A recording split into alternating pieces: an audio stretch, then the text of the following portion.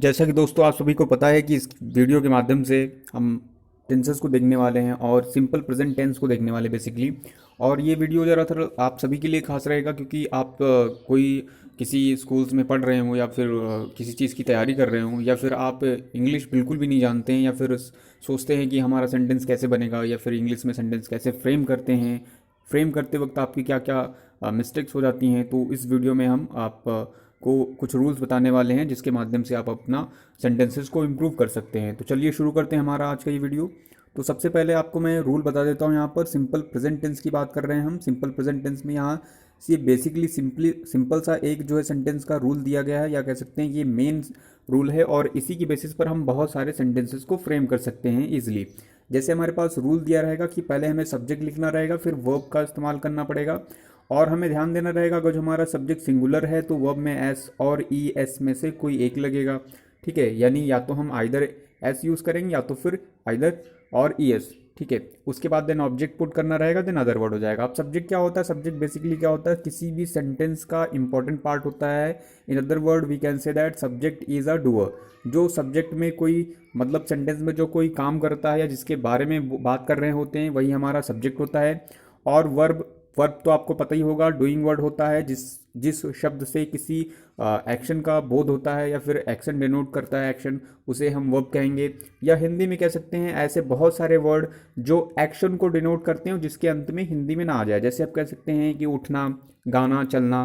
ठीक है, अब एक्शन होना चाहिए, इसका मतलब ये नहीं कि जैसे हमने यहाँ मोना लिख दिया तो आप कहें ये भी वर्ब है। अब ये देखिए, मोना एक नाम है और यहाँ पर कोई भी एक्शन नहीं हो रहा है, इसलिए ये नाउन है, ये वर्ब नहीं है।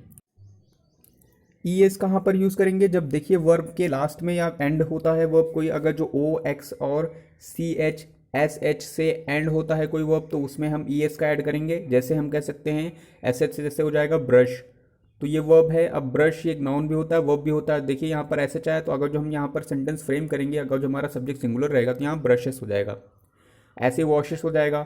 ठीक है, अगर जो हमारा सब्जेक्ट का लास्ट में यानी सब्जेक्ट यानी सॉरी, अगर जो हमारा वर्ब जो है एंड हो रहा है वाई से, ठीक है, और अगर जो हमारा सब्जेक्ट जो है सिंगुलर है तो वाई को रिमूव करके उसकी प्लेस पर आई ई एस को ऐड करेंगे। ठीक है, ऐसे ही हम जहाँ पर ई से एंड होता है सेंटेंस, ठीक है, वहाँ पर हम एस सिंपली ऐड करेंगे। जैसे यहाँ पर हो सकता है वॉक, वेक होगा, तो जैसे यहाँ पर हमने वेक लिखा है, एक मिनट, हम यहाँ लिख रहे हैं वेक। अब जैसे हमारा सब्जेक्ट सिंगुलर था तो यहाँ वेक आया है, तो इसमें एस और ई एस से कोई ना कोई ऐड करना पड़ेगा, तो जब ई रहेगा लास्ट में तो वहाँ पर सिंपली एस ऐड कर देंगे, तो ये हो जाएगा वेक्स। ठीक है, उसके बाद अगर जो देखिए नेगेटिव सेंटेंस बनाने को आएगा, जैसे सेंटेंस में बोले कि नहीं, ठीक है, जैसे नहीं वर्ड आ जाएगा तो उसके लिए हेल्पिंग वर्ब के बाद याद रखिएगा ये सेंटेंस, ये रूल इंपॉर्टेंट नहीं है, इंपॉर्टेंट मेन रूल ये है, इसी के बेसिस पर ये रूल बनाया गया है और ये वाला भी रूल बनाया गया है। तो जब भी सेंटेंस में नहीं वर्ड आ जाए तो वहाँ पर डज यानी हेल्पिंग वर्ब के बाद सिंपली नॉट ऐड करेंगे, और नॉट के बाद जो वर्ब रहेगी हमेशा फर्स्ट फॉर्म में रहेगी, और वर्ब में कुछ भी नहीं होगा, ना तो एस रहेगा ना तो एस रहेगा। उसके बाद सिंपली ऑब्जेक्ट और अदर वर्ड यूज़ करेंगे। उसके बाद कुछ टाइप के सेंटेंसेस और होते हैं जिनकी स्टार्टिंग क्या से शुरू होती है। जैसे हम कहें क्या तुम खाना खाते हो, क्या तुम घर जाते हो, तो इस टाइप के जो सेंटेंस होते हैं उनको फ्रेम करने के लिए हम क्या करते हैं, सबसे पहले हेल्पिंग वर्ब को पुट करते हैं। हेल्पिंग वर्ब मतलब डू और डज हो जाएगा, तो सबसे पहले हेल्पिंग वर्ब को लिखेंगे, उसके बाद देन सब्जेक्ट आ जाएगा। सब्जेक्ट के बाद फिर से अगेन वर्ब आएगी यहाँ पर, और याद रखिएगा वर्ब में एस और यस बिल्कुल भी नहीं पुट करेंगे यहाँ पर। उसके बाद ऑब्जेक्ट और अदर वर्ड हो जाएंगे।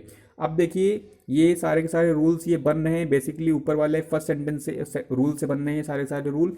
और जो दूसरा टाइप का रूल ये रहेगा कि कभी कभी बीच में क्वेश्चन वर्ड आ जाते हैं, जैसे हम कहें कि कौन घर जाता है, कौन कब आता है, तो ये इस टाइप के सेंटेंस जब बीच में आ जाएंगे, या फिर कहें तुम क्यों घर जाते हो, क्यों घर जाते हो, तो इस टाइप में देखिए क्यों जो वर्ड है क्वेश्चन वर्ड, यानी इस टाइप के वर्ड होते हैं क्वेश्चन वर्ड, जैसे वॉट हो गया, वेन हो गया, हाउ हो गया, इस टाइप के जो क्वेश्चन वर्ड होते हैं अगर जो वो बीच में आ जाए, मिडल में आए, तो उसके लिए क्या करते हैं, सबसे पहले क्वेश्चन वर्ड को लिखते हैं, यानी इस टाइप के वर्ड्स को लिखेंगे। उसके बाद हेल्पिंग वर्ब का यूज़ करेंगे यहाँ पर डू और डज का।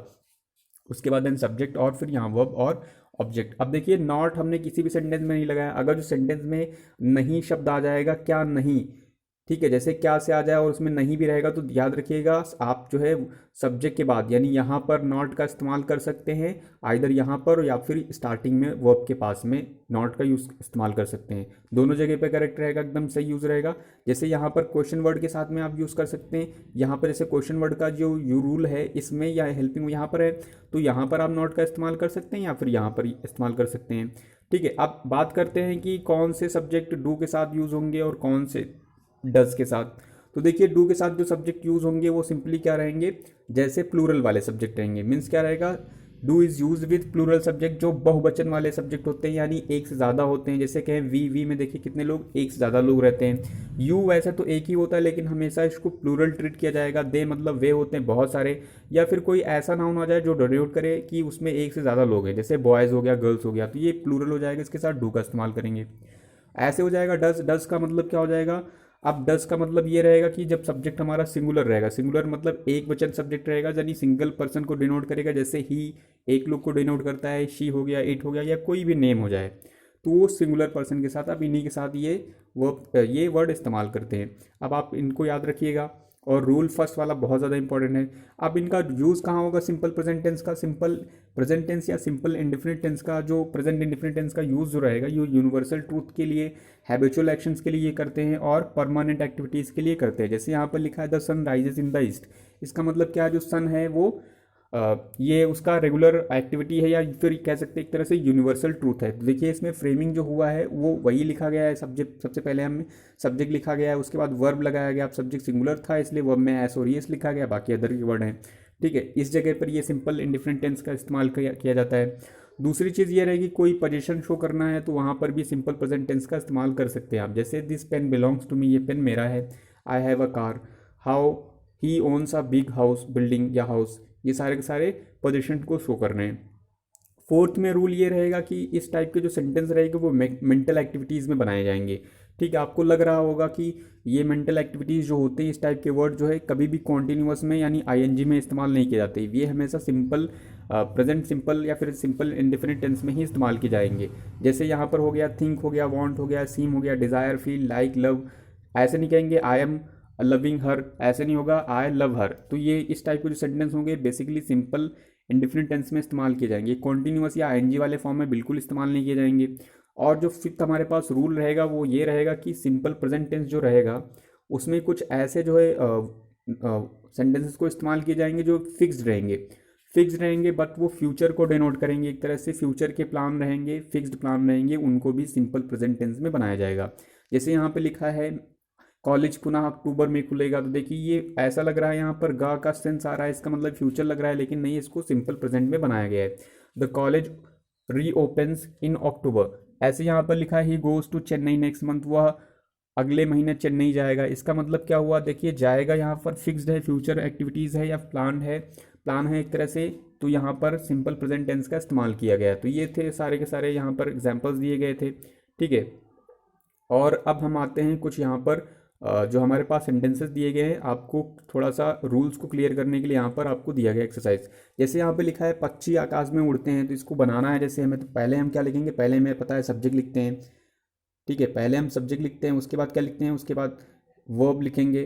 ठीक है, वर्ब में एस और ई एस ऐड करना रहेगा। अगर जो नॉट रहेगा तो वहाँ पे क्या करेंगे, वहाँ पे नॉट रहेगा तो नॉट लगाएंगे, यानी नहीं रहेगा तो ठीक है, यानी सब्जेक्ट लिखा है यहाँ पर हम लिख लेते हैं इसको। तो पहले सब्जेक्ट था, सब्जेक्ट मतलब क्या हो जाएगा, द बर्ड हो जाएगा। हम यहाँ द बर्ड या बर्ड भी लिख सकते हैं। ठीक है, एक मिनट, इसको थोड़ा सा हम साइड में कर देते हैं और यहाँ पे लिखते हैं।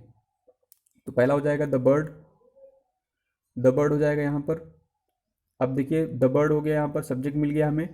अब देखना है हमें वर्ब क्या है, तो देखिए उड़ना, उड़ते हैं, ये वर्ब है, तो यहाँ पर क्या हो जाएगा, द बर्ड।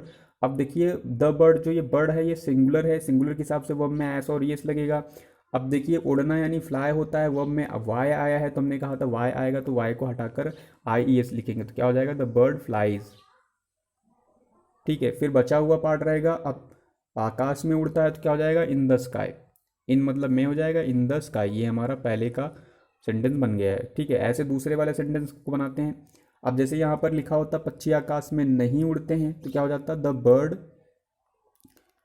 यहाँ पर ऐसे बनता उसका द बर्ड, फिर हो जाता है डज फिर यहाँ पर नॉट, डज नॉट, फिर यहाँ हो जाएगा फ्लाई, फ्लाई ही रहेगा क्योंकि आई एस नहीं लगेगा डज के बाद, डू के बाद, तो फ्लाई इन द स्काई। ठीक है, ये हमारा नेगेटिव में बन जाएगा। अब नेक्स्ट सेंटेंस जो दिया हुआ है, क्या बच्चे रोज स्कूल जाते हैं, देखिए स्टार्टिंग में क्या आया, इसका मतलब हेल्पिंग वर्ब लिखना पड़ेगा। अब हेल्पिंग वर्ब बच्चे के हिसाब से आएगा क्योंकि बच्चा है, रोज स्कूल जाते हैं। देखिए यहाँ पर हैं लिखा है, इसका मतलब जो बच्चा है वो बच्चा एक नहीं बल्कि ज़्यादा है, तो क्या हो जाएगा, इसका मतलब बच्चे प्लूरल है, तो इसका मतलब क्या हो जाएगा, यहाँ पर डू आएगा, हेल्पिंग वर्ब यहाँ पर डू हो जाएगा। डू के बाद हमें सब्जेक्ट लिखना रहेगा, तो सब्जेक्ट क्या हो जाएगा, डू दी चिल्ड्रेन, चिल्ड्रेन यहाँ पर हो जाएगा हमारा सब्जेक्ट, डू दी चिल्ड्रेन हो जाएगा। चिल्ड्रेन के बाद हमें क्या लिखना है, वर्ब लिखना है, यानी सब्जेक्ट के बाद हमें वर्ब लिखना है, तो क्या हो जाएगा, सॉरी हाँ, हेल्पिंग वर्ब के बाद हमें क्या लिखना है, सब्जेक्ट लिखना है, सब्जेक्ट के बाद वर्ब लिखना है, तो वर्ब क्या हो जाएगा, जाना, जाना मतलब जाते हैं, तो यानी क्या हो जाएगा, डू द चिल्ड्रेन गो। अब कहीं भी जाएंगे तो उसके लिए टू लगाएंगे, गो टू स्कूल। ठीक है, रोज लिखा है तो स्कूल के बाद यहाँ डेली लिख देंगे। ठीक है, ये एच है और यहाँ पर डेली लिख देंगे, स्कूल डेली। ठीक है, ये हो जाएगा। अगर नॉट लगा होता तो यहाँ पर नॉट लगा देते, जैसे यहाँ लिखा होता है क्या बच्चे स्कूल नहीं जाते, तो यहाँ पर डू नॉट द चिल्ड्रेन गो, या फिर यहाँ पर नॉट यहाँ पर लगा सकते थे, या फिर हम यहाँ लगा सकते थे डू द चिल्ड्रेन नॉट, यहाँ पर लगा सकते थे नॉट गो। ठीक है, यहाँ पर लगा सकते थे।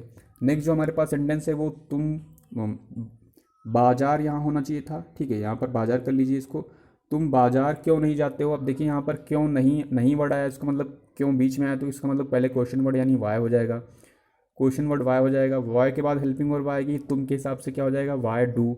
अब आप यहाँ पर नॉट लगा सकते हैं या फिर सब्जेक्ट लिख दीजिए, तो सब्जेक्ट उसके बाद क्या आएगा, वाई डू यू। अब यहाँ पर हम लगा रहे हैं why do you not go to market, go to और यहाँ पर मार्केट हो जाएगा, बाजार नहीं जाते हो। नेक्स्ट जो हमारे पास सेंटेंस है वो है, अब देखिए यहाँ पर जो क्या आया था, अब नेक्स्ट जो सेंटेंस हमारे पास है वो है, क्या तुम गाना नहीं गाते हो। तो देखिए क्या स्टार्टिंग में आया तो क्या हो जाएगा, डू हो जाएगा, क्योंकि तुम सब्जेक्ट है तो डू के हिसाब से क्या हो जाएगा, यू हो जाएगा। उसके बाद यहाँ पर डू यू, अब नॉट आया है, इसका मतलब डू यू नॉट, फिर क्या हो जाएगा, सिंग अ सॉन्ग। ये हमारा इसका सेंटेंस बन जाएगा। नेक्स्ट जो हमारे पास सेंटेंस है वो बनाते हैं ज़रा, उस क्लास में कौन बातें नहीं करता है, या कह सकते हैं क्लास में कौन नहीं बातें करता है, तो क्या हो जाएगा, अब कौन का इंग्लिश क्या हो जाएगा, हु हो जाएगा। तो यहाँ पर क्वेश्चन वर्ड पहले लिखा जाएगा, हु हो जाएगा। ठीक है, हु के बाद यहाँ पर क्या हो जाएगा, हु के बाद हेल्पिंग वर्ब आएगी। हेल्पिंग वर्ब क्या हो जाएगी, देखिए कौन यानी एक सिंगुलर की बात कर रहे हैं, एक तरह से हम कह सकते हैं सिंगुलर ही सपोज किया जाएगा यहाँ पर, तो क्या हो जाएगा, हु डज। अब यहाँ पर नॉट भी लगाएंगे, who does not talk, who does not talk, फिर हो जाएगा in the classroom, in the classroom. So I hope आपको ये वीडियो पसंद आया होगा। जब हमारा वीडियो पसंद आया तो हमारे चैनल को शेयर और सब्सक्राइब करना ना भूलें, ताकि आपको हमारे वीडियो से संबंधित नोटिफिकेशन सबसे पहले मिलते रहें। Thanks for watching this video.